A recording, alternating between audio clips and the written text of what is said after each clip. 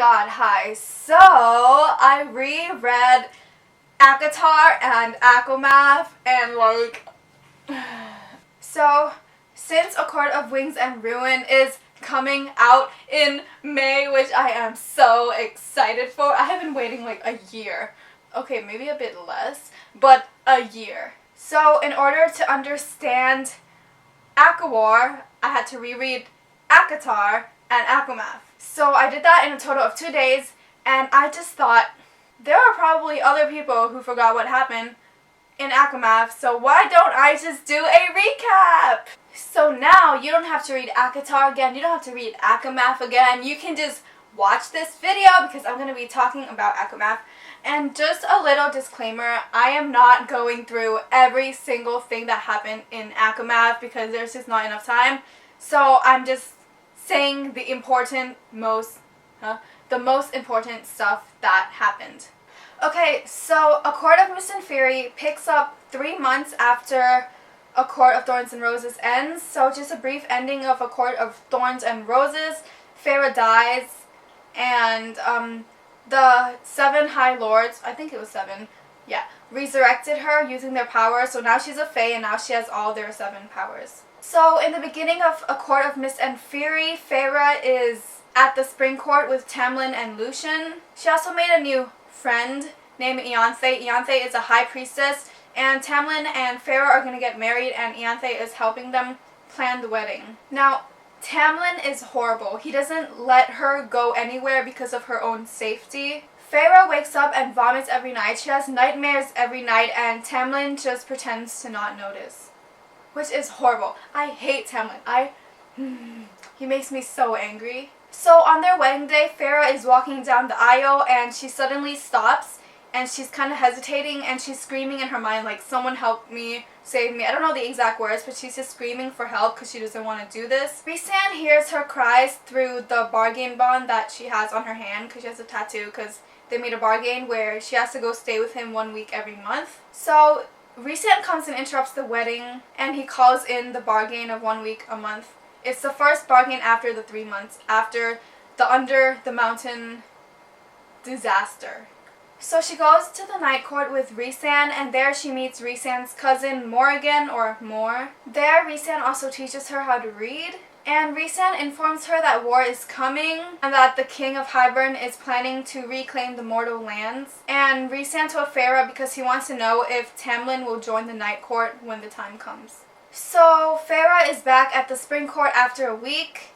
She wants to go out with Tamlin and Lucian to investigate some type of threat. But Tamlin uses like an air shield to keep her inside the house, and she's trapped, she can't go out, and they just left her, Tamlin and Lucian. And she has like a breakdown in the house. I think she has some claustrophobia or something. She's just breaking down because she can't go anywhere. Rhysand hears her breakdown through their bond, and him and Mor come to bring her back to the Night Court. And at this point, Farrah really starts to hate Tamlin. After a while of staying at the Night Court, Rhysand takes her into Velaris, which is the City of Starlight. It's basically a secret city, a hidden one that no one knows about except the people living in it and Rhysand's inner circle. So his inner circle includes Amren, Mor, Azriel, and Cashin. Azriel, I think that's how you pronounce his name. Azriel and Cashin are winged Illyrians with like a very dark past. Amren is a strange creature who once had a different body, kind of like Farrah. Though we don't know what she was, but some people think she was a dragon, but we don't know yet. So Farrah kind of gets to know his inner circle and decides that she wants to work with them, and they kind of become close. Now Rhysand and Farrah travel to a prison to talk to the Bone Carver in order to get information. The Carver tells them that Jurian is going to be resurrected, and that the King of Hybern is using the cauldron to summon magic to try to take over the mortal lands. So there's this book called the Book of Breathings, and it's the only thing that can stop him and nullify the cauldron's power. One half of the book is located in the Summer Court, and the other half is with the Mortal Queens. So Rhysand and Farrah and like a few of the other Inner Circle members. Wait, Amren? Yeah, I think it was Amren who came along with them. Yeah, Amren came along with them. And at the Summer Court they meet Tarquin, who is the High Lord of the Summer Court. So after some time passes, Farrah and Amren finally find the Book of Breathings, the first half of it. They find it in like an old chapel, like on an island. And she finds it through her magical connection to Tarquin, because Tarquin gave her his powers when she died, so she uses that power to find the book. So apparently Amren is the only one who can decode the book in the whole like world, because it's in her language and she's the only one left of her kind. So Farrah and the Inner Circle travel back to the Mortal Lands, and they stay with Nesta and Elaine, who are Farrah's sisters, and Nesta treats her very differently because she's a Fae now. So they go to talk to the Mortal Queens so that they can get the second half of the book and nullify the cauldron after they combine it with the first half of the book. So the Mortal Queens want a way to prove that Rhysand and his Inner Circle members have good intentions before they give them the book. So now there's the story of Durian, Dracon, and Miriam. Miriam is a half-human, half-fae. She was Durian's lover, but she fell in love with Dracon. And after the war, people believed that Miriam and Dracon died, but actually they ran away and started a new life together.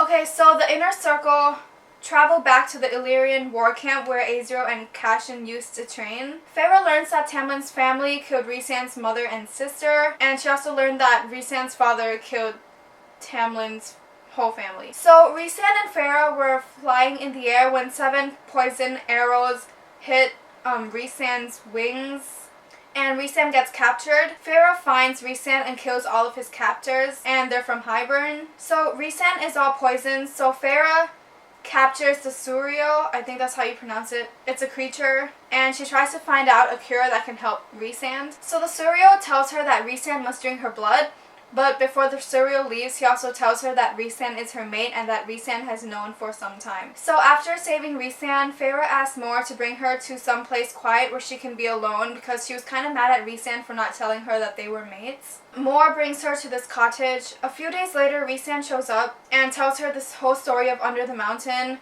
He tells her that he was already dreaming of her before he met her, since they were like mates. And also the reason she's been painting stars when she was still human in her mortal lands was because Rhysand was the High Lord of the Night Court and he would send her visions. Okay, so Farrah and the Inner Circle meet the Mortal Queens again. Rhysand shows the Mortal Queens Velaris, the city, through a magic orb to show of his good intentions so that they could get the book. But the Mortal Queens still refuse to give them the book. After the Mortal Queens leave, after saying no, Rhysand finds the other half of the book, like somewhere around the table, I think, because one of the queens believed them and believed that they have good intentions, so she snuck the book and secretly, intentionally left it there for them to find. So they're back in Velaris with both books. A Hybern army comes to destroy the city of Velaris because apparently the Mortal Queens betrayed them. But the Inner Circle are very strong and end up destroying the army. So Amren is done decoding the 2 books. She says that Farrah needs to touch the cauldron and say a spell. So they sneak into Hybern and into the palace so that they can nullify the cauldron. But when Farrah is supposed to speak the spell,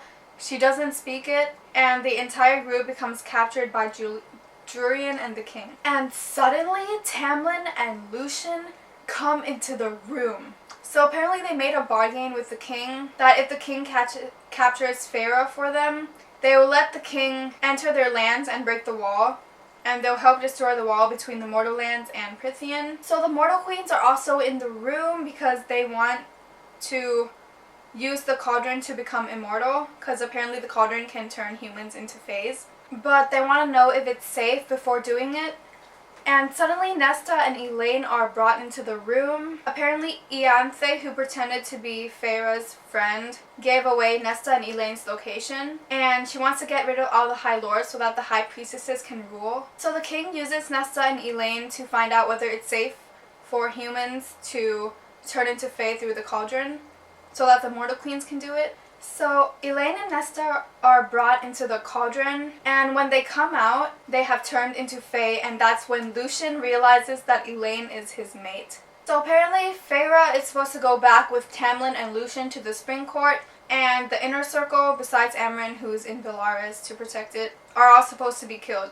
because that's what Tamlin and the king wants. In order to save her friends, Farrah pretends that she's getting her memory back and that Rhys did something to her mind. And she tells Tamlin that she wants to go home with him.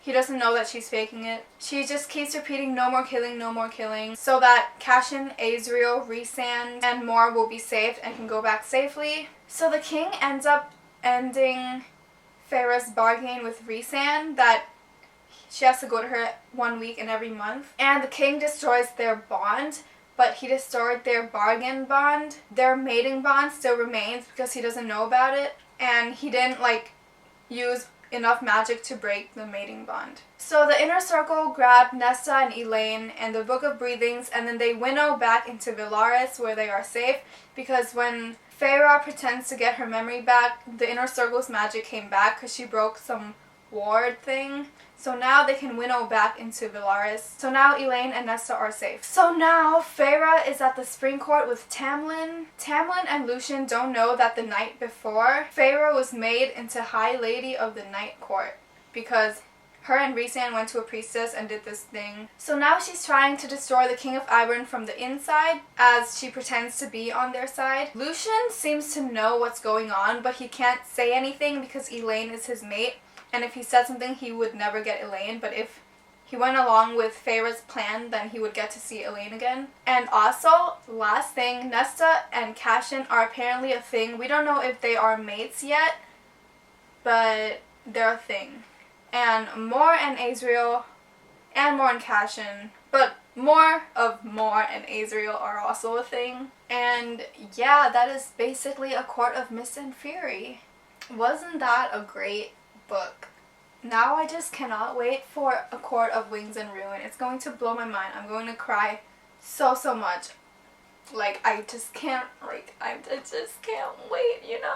It's so cute. But yeah, so I hope that gave you a bit of a recap walkthrough, a lot of a recap walkthrough of A Court of Mist and Fury, and now you can understand A Court of Wings and Ruin better. Thank you for watching my recap, and I'll see you next time. I don't know how to end videos, but so I have so much homework, but I'm not doing any of them because okay, I look ugly like this. I'm gonna go back. So I have a lot of homework, but I'm not doing any of them because I want to film a video because I haven't filmed a video in so long, but I'm so busy with school. So the only way I can film a video is if I don't do my schoolwork, which is right now. So I'll get in trouble tomorrow, but whatever, right? Yeah, anyways, thanks for watching my recap. If you love Rhysand and Farrah as much as I do, then... Wait, no one loves Farrah and Rhysand as much as I do, sorry. But, yeah, I don't know how to end videos, because I don't want to end it, because I love A Court of Mist and Fury. Literally my favorite book ever. Besides, the Shatter Me trilogy, this series is next. Thank you for watching, bye, see you later, yeah. But, seriously, isn't Lucien and Elaine so cute? They haven't even really talked yet. Yeah, they haven't talked at all. But, they're so cute. And then Cashin and Nesta are, so cute. I just can't wait for more of them. And then Rhysand and Farrah, oh my god, literally their scenes in, Starlight. And, okay, you know what? I'm probably gonna make a different video on all of Farrah and Rhysand's scenes because they're so freaking cute. But you get my point? We know who is disgusting? Who is disgusting? Tamlin the Tool is disgusting. Tamlin is disgusting. He can go and ship himself with Beyonce, who wants him dead anyway, because they want each other dead, and they're both disgusting, so they can just go kill each other because I hate them so much. But I love you, Rhysand, my babe.